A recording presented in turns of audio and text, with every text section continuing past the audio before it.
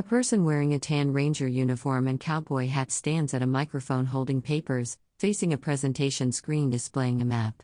Behind them is a black sign reading Department of Agriculture, U.S. Forest Service, and other government department names. Welcome to the 10 Mini Voices and the Core Discovery 2. I'd like to give you a little bit of history on us and how coming to St. Louis really is the culmination of something spectacular. The Core Discovery 2 is the bicentennial commemoration of the Lewis and Clark expedition. It's a bunch of big words to say 200 years ago, Lewis and Clark and the members of the expedition left the East Coast, came to St. Louis. In 1804, they left St. Louis to find an all-water route to the Pacific Ocean. And then in 1806, they made their hasty return. What took them almost a year and a half to get to the Pacific Ocean took them just about 6 months to return. And so we've been on this 6-month journey since about late February, early March of this year, where we too started on the Pacific Ocean and have been making our trek back to St. Louis. And so we've been going by land, where Lewis and Clark went by water. We've been visiting different American Indian reservations and nations. We've interacted with dozens of communities. And this weekend is the finale. This is where this traveling national park, the only one of its kind, reaches its conclusion. And so this is our final presentation today in the 10 Mini Voices. And I would like to tell you that the 10 Mini Voices is exactly what it's named for. This tent has allowed several different historians, reenactors, musicians, lawyers, American Indian Nation members, all walks of life have come through, to include dogs, have come through this 10 Mini Voices to tell about some aspect of the Lewis and Clark expedition. And so for our final presentation this afternoon, you're going to have a fantastic treat. Matt Schanandore, he's a member of the Mandan, Hidatsa, Oneida tribes. He is going to give you some music and history of the Mandan Nation. He's a fantastic flute player, so please welcome Matt Schanandore. A person wearing a tan hat and light-colored shirt stands beside a large display board on a tripod, which shows maps and a green photograph. The person appears to be about to speak indoors.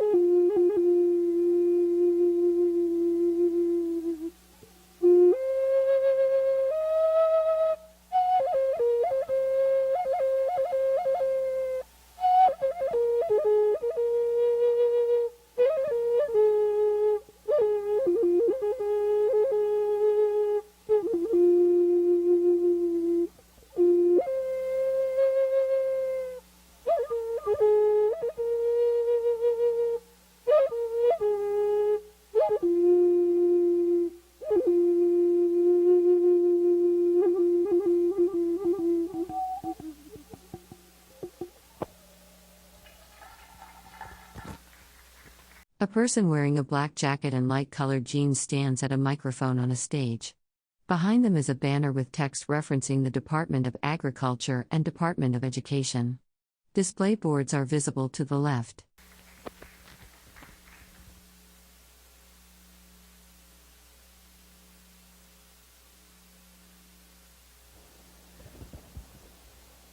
Well, thank you for coming out here today.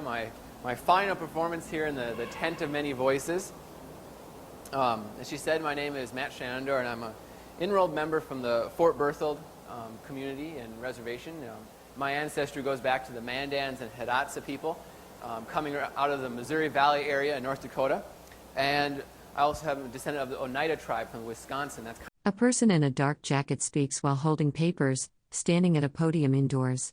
Behind them is a banner with partial text reading "Your natural R and department of the. Kind of where the Schanandore name kind of comes from, kind of derives off of Chief Shenandoah in that song that we all know, Shenandoah.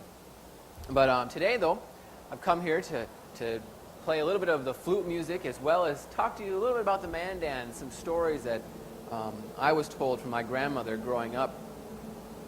And before we get started here, though, talking about the Mandan culture, give you a little bit of background on it, though. The Mandans Lewis and Clark met them when they went up the Missouri River. A person in a black jacket stands beside a poster board with yellow and green sections, speaking.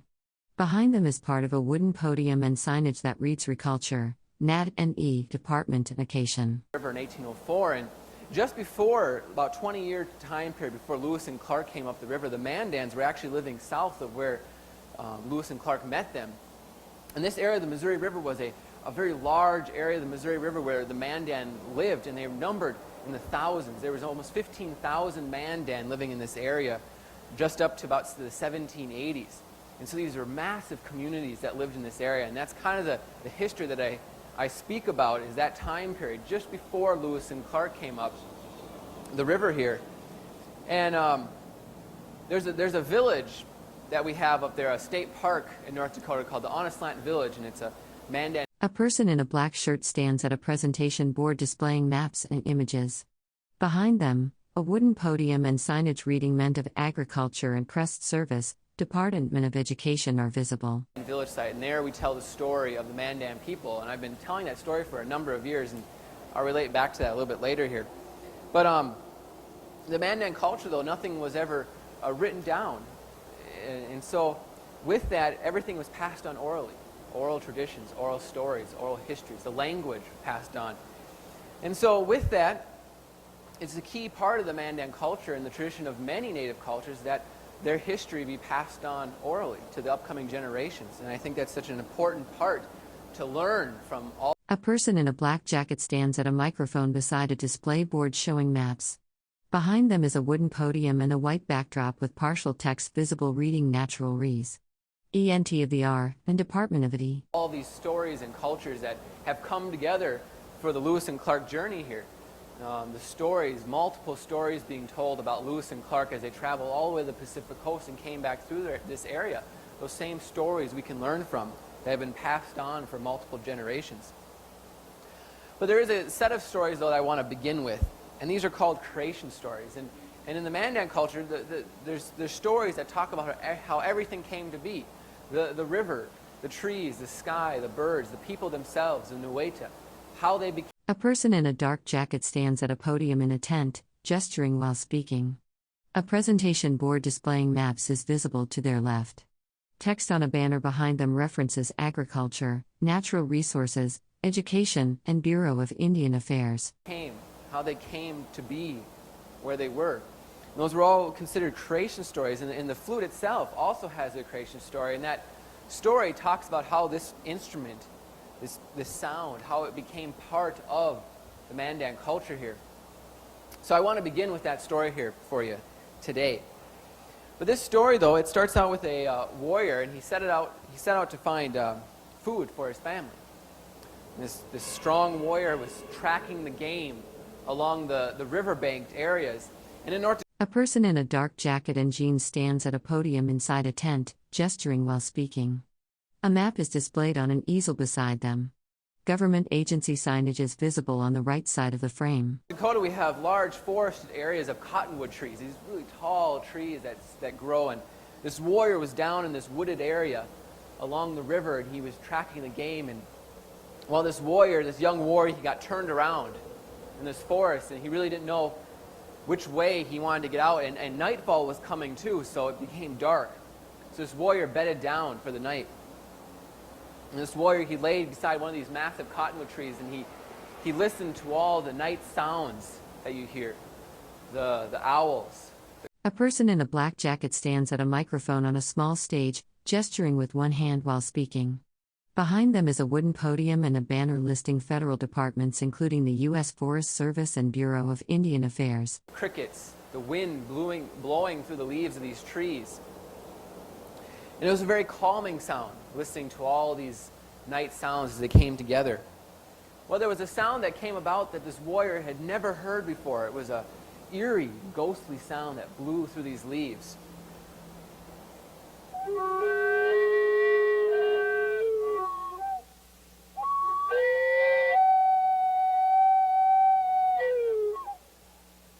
Well, that warrior, he listened to that sound as it blew through this forest. A person in a dark shirt stands beside an easel holding a map or diagram. Behind them, a wooden podium and text panels listing government departments are visible against a white backdrop. That warrior fell asleep listening to that sound. Well, in a dream this warrior had, he saw a red-headed woodpecker, and this bird told this warrior, "Follow me, follow me, follow me." So that warrior, when he woke the next morning, he gathered up all his belongings and started to find his way out of this wooded area. And as this warrior was moving through this forest along the river, he spotted that woodpecker perched in the trees in front of him. And he stared at that bird, and that bird stared back at that warrior. And slowly that warrior dropped everything that he had as he stared at that bird. Well, that woodpecker flew off the branch, and that warrior followed him as fast as he could through the forest. And this A person in a black jacket and jeans stands at a whiteboard, gesturing while speaking. Behind them is a wooden podium with a clock, and a table displaying materials from the Department of Agriculture, U.S. Forest Service, Department of Education, and Bureau of Indian Affairs. woodpecker led this warrior out to an open prairie. And standing alone was this cedar tree. And as this warrior approached this tree, he noticed it was very old, and the top branches had begun to die off. And as he got closer, he realized that there was light glistening through these branches on the top of this tree. That woodpecker had pecked holes in all those top branches of that tree. Well, that warrior, as he stood there looking at this tree, a gust of wind blew across the prairie, and it made that same sound he had heard the night before.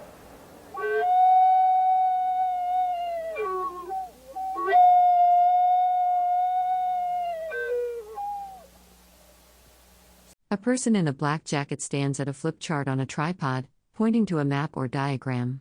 Behind them is a wooden podium with text visible on signage mentioning Department of Agriculture, Forest Service, and Bureau of Indian Affairs. So that warrior, he climbed the tree and took a branch off and went back to his village, and there he sat for many days, and he fiddled with this branch and trying to make that sound he had heard. He became frustrated with it, so the warrior left the village. He went up to a hilltopped area overlooking the river, and there he cried for a vision on how to make that sound that he'd heard. Well, on the fourth night of his journey there, this woodpecker again came to this warrior, and he changed into the form of a man. It was the Creator. And in this man's hands he held a cedar branch, and with bone tools this man showed that warrior. A person in a black jacket stands beside a tripod-mounted display board showing two images. They gesture with their hands while speaking. Behind them, text on a banner references Agriculture, Service, Department, Education, and Bureau of Indian Affairs. How to make his first flute, play his first song. Well, when that man left, that warrior went out to find that tree again, and in the shade of that tree, he took a branch from that tree, and with bone tools he carved his very first flute and learned his first song, and he dedicated that song to that woodpecker, that bird that had inspired him to learn this music or to find out more about this sound that he'd heard. Well, when that warrior had learned his song, he went back to his village and he gathered everyone into the plaza of this village, and he stood up in front of them all, and this was very... A person in a black jacket stands holding a microphone, looking toward a display board on an easel showing maps. Behind them is a table with materials and a backdrop with partial text visible. Brave for this warrior to do, because in the Mandan traditions and many of the native traditions, you didn't speak up to your elders. You always listened to your elders, because they always had something wise to tell you, a story to tell you. But this warrior, this young warrior, had a story to tell the people of his village, and so he sat everyone down and he stood up and he told them this story about the woodpecker. He told them the story about the flute. And he showed them his flute that he had made, and then he played his song for them.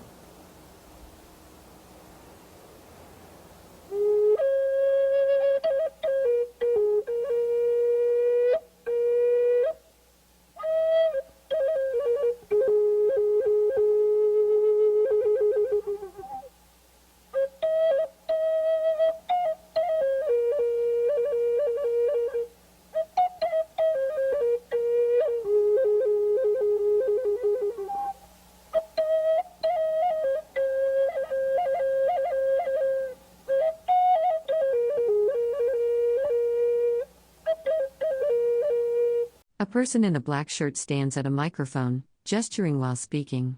Behind them is a display screen showing an image, and a wooden podium. Text on a nearby banner references the Department of Agriculture, U.S. Forest Service, Department of Education, and Bureau of Indian Affairs.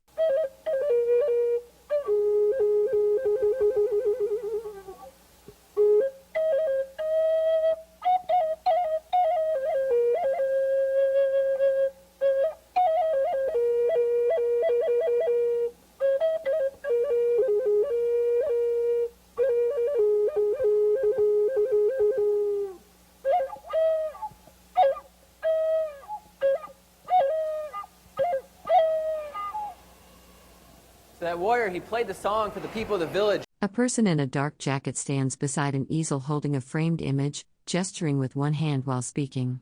Behind them is a presentation board with text mentioning the Department of the Interior and Bureau of Indian Affairs. And they were all stunned as this sound echoed through the village area. And this warrior, he stood up and kind of walked away because this crowd was quiet. And as this warrior started to make his way away from the crowd, an elder gentleman stood up and congratulated this warrior with praise on this new sound he had brought to the village. And one by one, the people of the village began to stand up and congratulate this warrior and praise again on how the sound had echoed through the village and how it brought his story to life that he had told. And so that warrior went out and he found other... A person in a black jacket points at a map displayed on an easel. Behind them is a presentation screen and banners listing federal departments. The setting appears to be an indoor presentation space. Warriors in the village, and he gathered them and pulled them aside.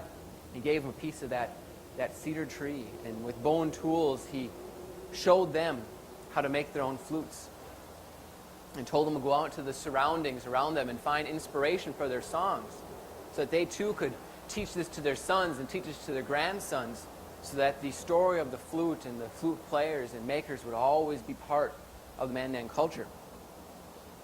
So that's the creation story of how the flute came to be as part of the Mandan. And the story is very similar to many native cultures around the United States area here as well as around the country, or world in fact. You see wooden flutes like this in most cultures around the world. And that same type of story of the creator giving... A person in a dark jacket and jeans stands beside a tripod-mounted display board showing a map or diagram. Behind them, a black banner lists various government departments including the U.S. Forest Service and Bureau of Indian Affairs. Giving them this instrument is very common between that. Now in the archaeological and historical references of the flute, we find the first indications of flutes in these cultures in the northern plains area here coming around in around 1200 AD with the finding of eagle bone whistles. And those gradually progressed into wood, and cedar being a very sacred wood, but it was also very soft, and so it could easily be carved with bone tools and be held together as well. This one here, as well as this one, are cedar, and you're going to notice there's quite a bit different tone in them and sound compared to the other flutes that are just different types. A person in a black jacket stands beside a flip chart displaying two map panels, gesturing toward the content. Behind them is a wooden podium and signage mentioning agriculture and Indian affairs. Of hardwood that you'd find as well, and I'll explain a little bit more later on that. But the next song that I want to play for you here, though, is my first flute song. And the story for this song is called Eagle Dreams. And my grandmother, her name was Eagle Pulm Woman, and she was a 3/4 mixture of Mandan and Hidatsa, and she was raised up at Fort Berthold by her grandmother. And her grandmother had done many of the traditional Mandan and Hidatsa gardening techniques and told her many stories when she was growing up before she went off to boarding school. A person in a dark jacket stands beside a display monitor on a tripod, gesturing toward the screen. The monitor shows what appears to be a map or aerial photograph. Behind them is a wooden podium and gray backdrop, with text visible on signage to the right. At age 6. And so when I was growing up as a child, I was told a lot of these stories. Now as a child, we didn't, myself and my brothers, we never wanted to sit down for a long period of time. You know, we wanted to run around, play, have fun, watch some TV. And so the really only time that my grandmother ever had a chance to really tell us these stories was when we were tied to a chair getting our hair cut by her. She used to cut her hair. And so she would tell us these stories, and they weren't stories about so-and-so. A person in a black shirt holds a wooden staff or pole while speaking at a microphone on a small stage. A map or chart is visible on a stand to the left, and a blue draped table holds additional wooden objects. So knows so-and-so, and these are your relatives, because she would tell us those stories. But the stories that are in my memory of her are the stories that talk about the lifestyles in these villages. There's no pictures of these villages besides paintings that we have from Catlin and Bodmer, and that's after the time period of smallpox. But there was a time period when the Mandans were a huge community, and so these stories would give images in my head of these massive villages along the river and these gardens that spread along the river as well. Well, as I grew older, I began working at our state park, and I started learning more and more about my heritage. But the thing that really inspired me was our village there, the Onaslant village. The homes of the Mandan, the earth lodges that are there, were... A small wooden podium stands on a stage with metal microphone stands behind it. Text at the bottom reads Department of Agriculture, U.S. Forest Service, and Department of Education. A clock hangs on the wall above. Really bad off. They'd been standing for 50, 60 years there. And my grandmother thought it was a very bad representation of the Mandan nation, she would call it. These decaying homes falling apart and collapsing in on themselves. And so she fought with other Mandan elders and trying to get awareness to this village and to get money put aside to restore it back to its, to tell the Mandan story. Well, a month before she passed away, she found out that the federal government would give the organization there $1.9 million to restore this village. And so when I started in 1999... A person in a black jacket stands facing a presentation board on a tripod, which displays an image of a bird. Behind them is a wooden podium and a large white banner. Text on the right lists federal agencies including the Department of Agriculture and Bureau of Indian Affairs. I got to see all of her dreams come true. And today you can go there and see these lodges, see the stuff in them, and hear the story of the Mandan people. And that's one of the greatest things, I think, of her dream, was that the story of the Mandan people is being told to thousands of visitors as they come through this park. And so that really inspired me during that time to learn about my ancestry, which I knew a little bit about, but not a lot. And when I was doing that, I came across the flute and the instruments that were part of these villages, and so that really stood out for me. A person in a dark jacket stands at a flip chart displaying maps and images. Behind them, a wooden podium with a seal stands near a banner listing federal departments including Agriculture, Forest Service, and Education. So this song here is called Eagle Dreams.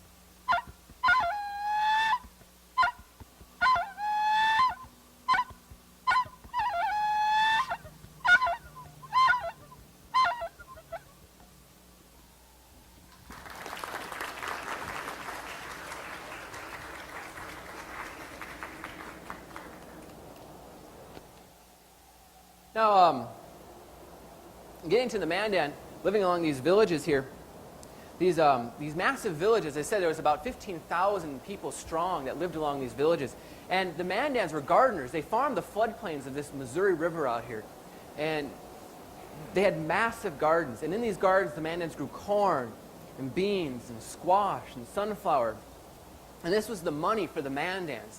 This made them a wealthy tribe along the Missouri because this was their trade item. The Mandans and Hidatsa in that area were the center of trade for the northern Great Plains. Tribes from all over would come in to meet with the Mandans and trade for their crops. And so during the summertime, these women were down tending to the gardens, and my grandma would always mention it about these gardens and the women down there, that they were the backbone of the Mandan tribe in the villages because of this food that they had. And so you have to imagine, though, thousands of women down along these floodplains. And I can just imagine, in your heads, you can probably imagine, too, sitting up on the valley overlooking this and hearing these women down there. Because the women would sing to their crops during the day. Because in the Mandan belief, everything has a spirit. This river out here has a spirit. The corn, the beans, the squash, everything has a spirit. It's a living creature thing. And so it has that spirit that needs to be nurtured. And so those women would sing songs, religious songs. These were prayerful songs to this garden to grow strong and healthy. And so thousands of women down along these plains, you could hear these voices echoing and spreading along this Missouri River here, the valley, the garden areas. And you can imagine the sound and the feeling that you get from that type. So this next song here is called Watching the Corn.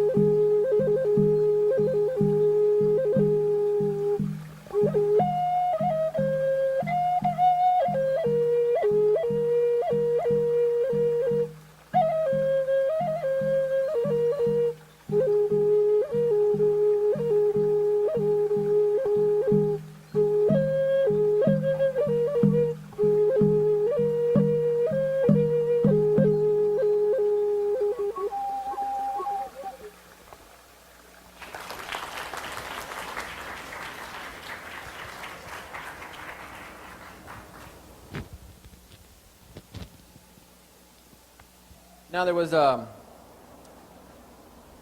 in these villages though, the men also contributed to the village, and as I said, this food, these gardens made these villages very, very wealthy, and so the men needed to protect these villages, and so you had warriors, the men that were defended these villages from enemies coming in, as well as they went out and hunted and brought meat into the village, as well as game that they could use, all parts of the bison, for all different types of tools and useful things in the village. Nothing ever went to waste.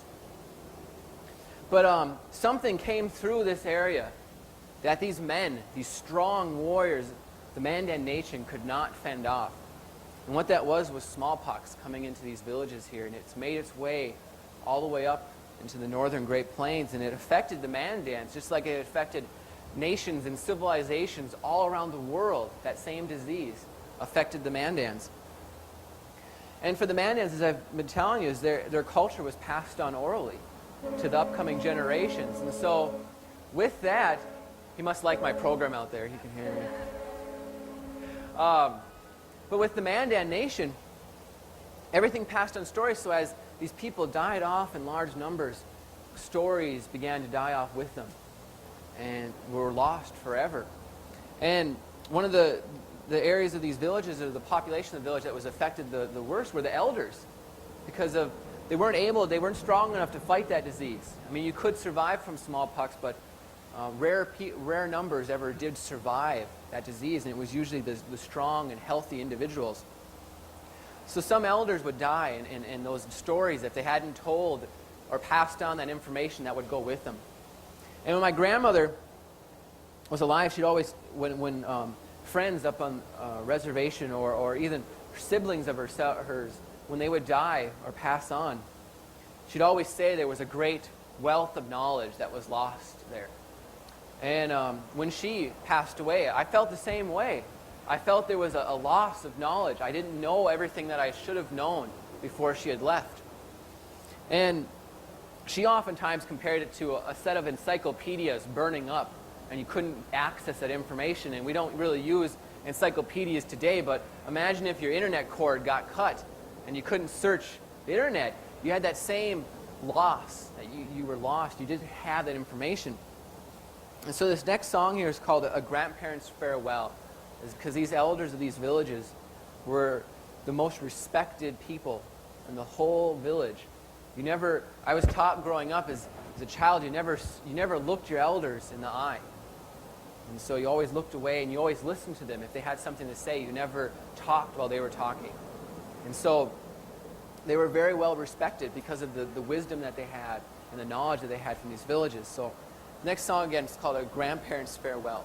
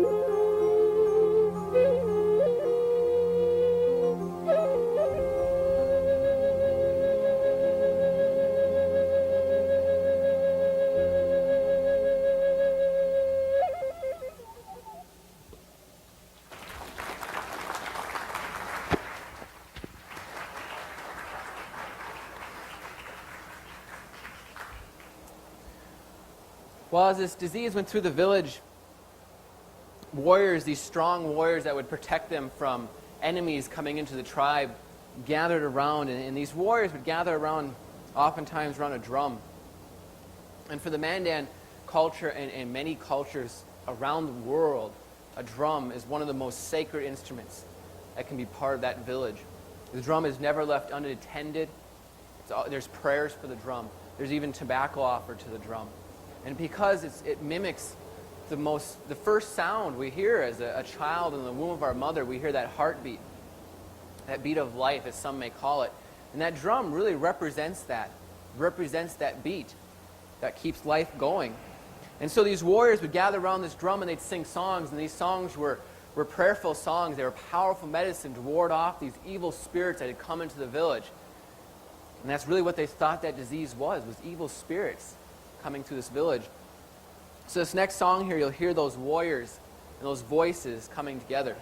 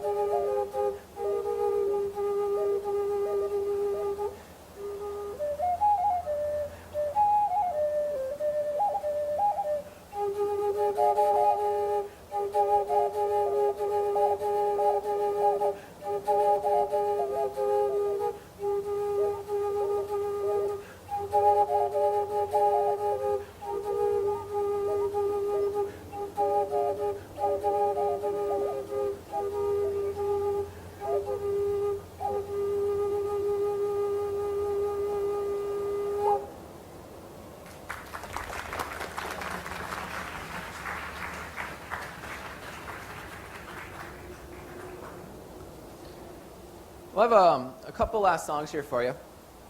This next song here is called The Rebirth of a Nation. And for the Mandans, as I studied their history after smallpox and after Lewis and Clark came through this area, they suffered through smallpox again with that same disease.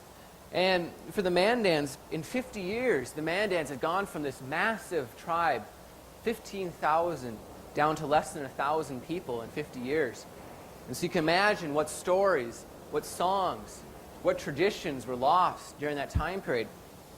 But in any sense, myself being here today and many of the Mandan descendants that are here at this celebration all around us speaking and telling their story that they have been told about the Mandan, us descendants being here is a representative of the Mandans overcoming those obstacles through time.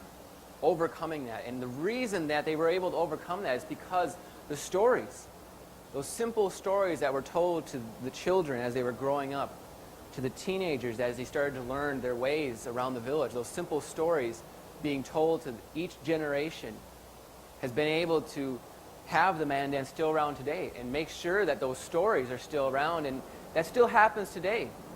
Those stories are still being passed on, just like I told you the story here today. Myself passing that story on to you. Those stories are continually being passed on to the upcoming generations. So as long as this river out here is flowing, the Mandans will always have a presence along this river here. So this next song here is called The Rebirth of a Nation.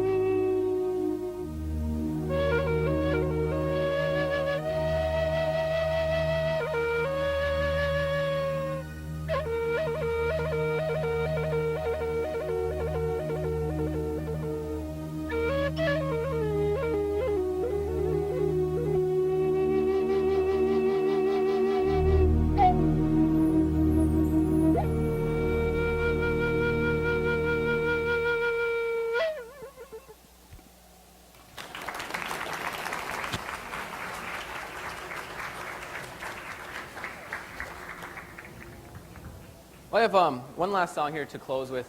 This song here is called A Warrior's Spirit. And this is really because the Mandan tradition and many native traditions, we're always remembering our ancestors. Right here with this festival here, this celebration, we're remembering the ancestors, the people that came up this river, the tribes that lived here, the tribes that met Lewis and Clark. All of those ancestors, all those stories, we remember them. And that's very key in passing on those stories. And so when my family gets together and I go out and give a tour of our village, I'm always remembering my ancestors, my grandmother even, remembering those stories, those people that come before us. And it's the same with all you folks here as well. Remembering where you've come from, your ancestors. And so this next song, I want you to close your eyes and think of stories you may have been told by your grandparents, grandmother, grandfather, stories that you were told. If you have grandchildren, what stories do you want to tell them for them to pass on to their kids and their grandchildren as well? You're remembering those stories, and in turn, you're remembering those ancestors that have come. So this last song's here called A Warrior's Spirit.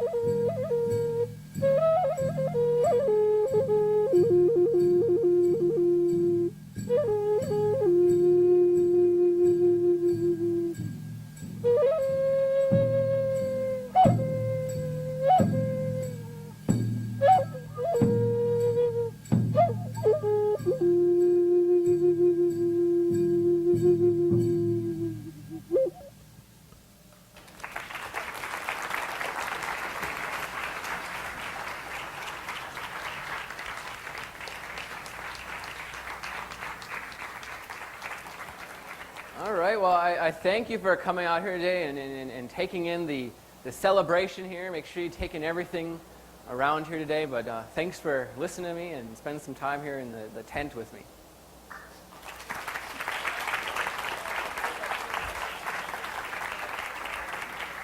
We have just a minute or two if you have a question or two for Matt. And if you don't have any questions, or you do?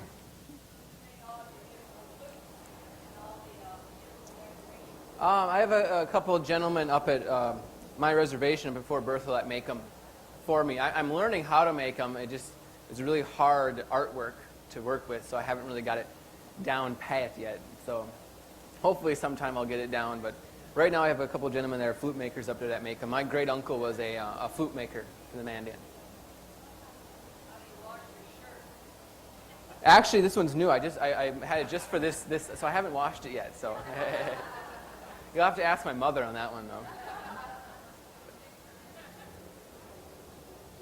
If there are no other questions, then we thank you very much for attending the different programs here today, and we'll be open again tomorrow from 9 until 5. Thank you and have a good evening.